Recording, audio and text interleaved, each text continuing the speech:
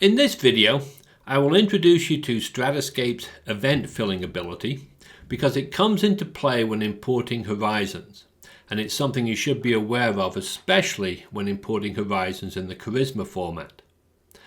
Event filling changes how we display horizons on StratiScape displays. To explain what it is, first, here is a typical seismic display with interpreted horizons. In this case, we are using Petrel, but the style of display should be familiar regardless of the software you're using. As you can see, horizons are shown as lines overlain on the seismic image, and this is about the best you can do on this type of display. Here, however, is the same seismic and the same horizons shown in a typical StratiScape display. As you can see, simply displaying horizons as thin lines or strips doesn't do them justice, and we thought we could do better. Enter event filling.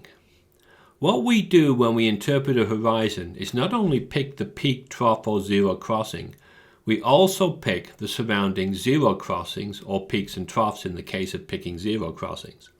What this lets us do then is color in the entire event rather than just a thin strip around the pick itself. You can see the effect of that here.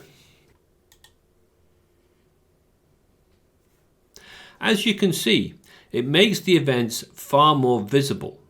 This is a feature unique to StratiScape, and it's especially useful anytime you are examining an event in detail and looking for changes along it.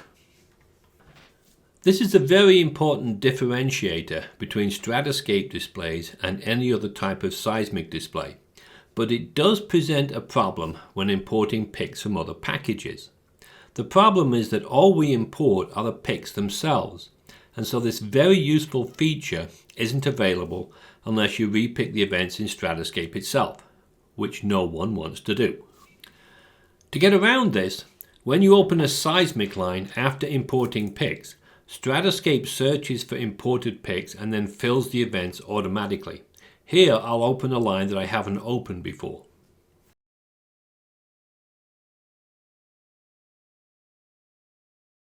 Filling the events happens in the background and only takes a few seconds, and it's only done after importing pics, so you won't notice it happening.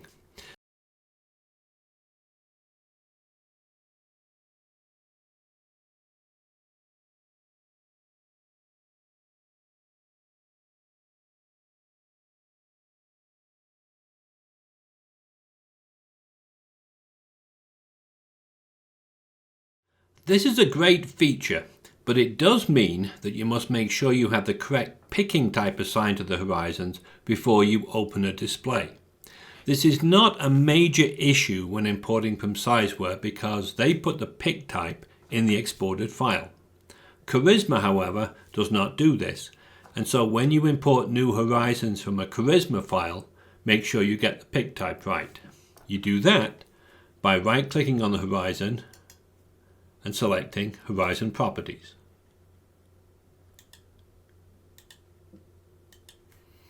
That's all there is to it.